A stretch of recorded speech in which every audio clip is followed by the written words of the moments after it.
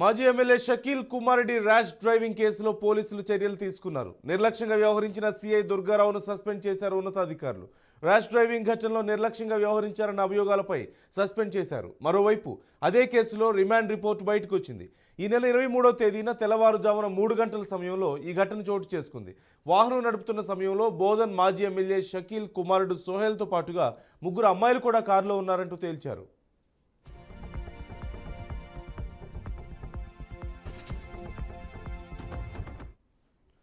మద్యం మత్తులో CM camp office దగ్గర ఏర్పాటు చేసిన బ్యారిగేట్లను బోధన్ మాజీ ఎమ్మెల్యే షకీల్ కుమార్ కొడుకు సోహెల్ తన కారుతో అతివేగంగా వచ్చి ఢీకొట్టాడు.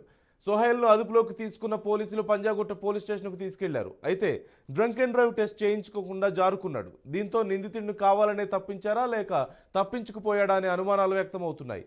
ఇదే కేసులో అబ్దుల్ ఆరిఫ్ అనే వ్యక్తిని పోలీసులు రిమాండ్కు తరలించారు.